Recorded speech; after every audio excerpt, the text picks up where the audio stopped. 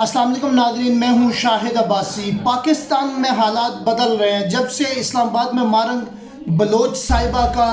جو long march تھا، وہاں پر دھرنا تھا بلوچستان میں۔ جب یہ دھرنا ختم کر مارنگ بلوچ واپس بلوچستان میں آئی تو اس کے بعد بلوچستان کے اندر ایک بڑی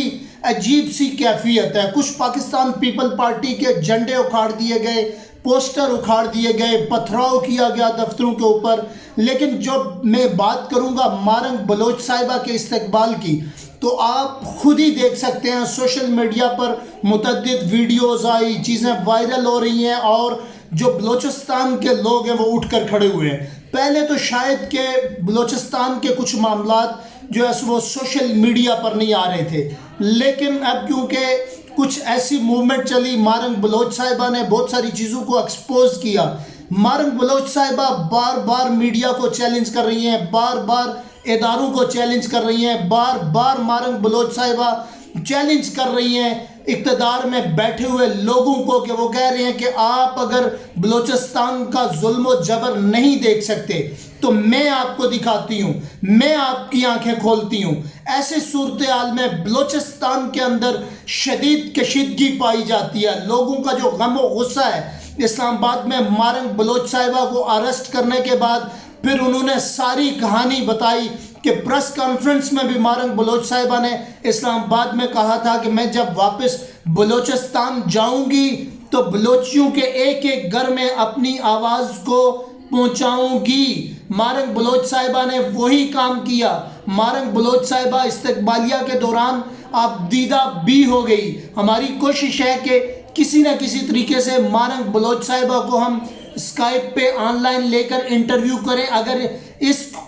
کوشش میں ہم کامیاب ہو گئے تو شاید کہ کچھ چیزیں ہمیں مزید ملیں دیکھنے کو، لیکن بلوچستان میں جو حالات مارنگ بلوچ صاحبہ کے جانے کے بعد ہوئے، شاید کہ ہماری حکومتیں اس بات پر سوچیں، بلوچستان کی ماؤں بیٹیوں کا درد سمجھیں۔ شاید اگر ایسا نہ ہوا تو بلوچستان کے اندر سے ایک بہت بڑی بغاوت اٹھ کر کھڑی ہوئی ہے، اور یہ بغاوت شاید پھیلتے پھیلتے صوبوں کے درمیان کشیدگی پیدا ہو جائے، کیونکہ کچھ ایسی خبریں بھی آئی، کچھ ایسی سٹیٹمنٹیں سوشل میڈیا پر آئی جن میں تذکرہ کیا گیا مارنگ بلوچ صاحبہ کی طرف سے کہ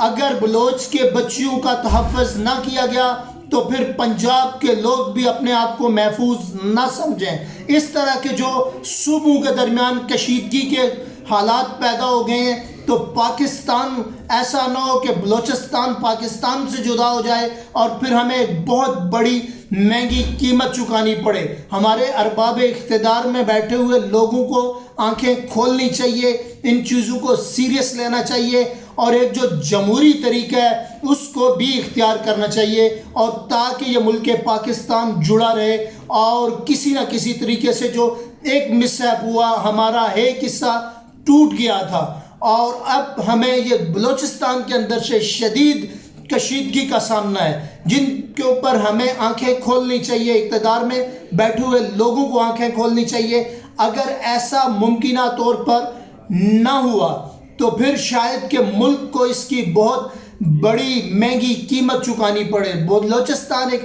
ایسا صوبہ ہے جو معدنیات اور قدرتی وسائل پر اس میں بے انتہا پاکستان کے لیے ایسڈز موجود ہیں، تو جب یہ ایسڈز وہاں سے لا رہے ہیں، پنجاب کو ڈیلیور کر رہے ہیں، سندھ کے اندر بھی یہ ایسڈ ڈیلیور ہو رہے ہیں، تو پھر آپ مجھے بتائیں کہ ایسی صورتحال میں، اس طرح کی کیفیت میں جو ہے، تو آپ کس طریقے سے اس معاملے کو کریں گی اور کس طریقے سے پاکستان کو جوڑے رکھیں گے؟ اس صورتحال میں جو کیفیت جا رہی ہے ملک کی وہ انتہائی ناخوشگوار ہے، اور یہ اس کو سازگار حکومت میں بیٹھے ہوئے لوگ، اقتدار میں بیٹھے ہوئے لوگ واپس میدان میں آئیں گے تو پھر اس مسئلے کا حل ہوگا، اور اگر یہ میدان میں اس معاملے کو سنجیدہ لے کر نہیں آتے تو پھر شاید کہ یہ معاملہ حل کی طرف نہیں جائے گا۔ مارنگ بلوچ صاحبہ انتہائی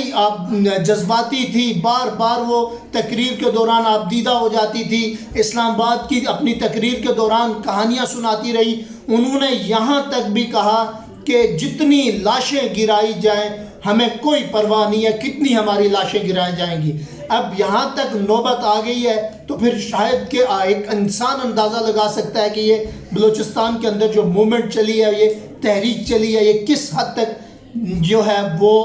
مضبوط ہو چکی ہے۔ دوسرا، بلاچ مری کا جو قتل ہوا تھا، بلاچ مولا بخش مری کے قتل کے بعد ہی یہ موومنٹ سٹارٹ ہوئی۔ اس کے بعد یہ بلوچستان کے لوگ بڑے پینک تھے۔ مارنگ بلوچ صاحبہ نے اپنی کہانی بیان کی، اپنے والد کی کہانی بیان کی کہ وہ ان کو جب پابند سلاسل کیا گیا تھا انہوں نے کس طرح کا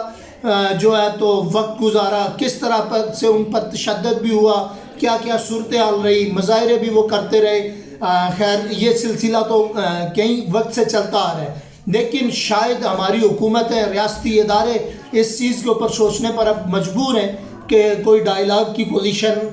نکالیں، اور بلوچستان کے جو لوگ ہیں ان کے لیے شاید یہی بہتر ہے کہ وہ ہتھیار ڈال کر سرنڈر کر کے ایک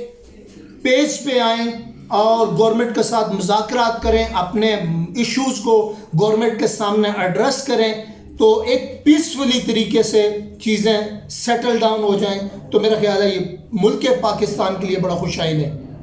جیسے ہی کوئی نئی اطلاعات آئیں گی انشاءاللہ میں آپ تک پہنچاؤں گا۔ مجھے دیجیے اجازت، بہت شکریہ۔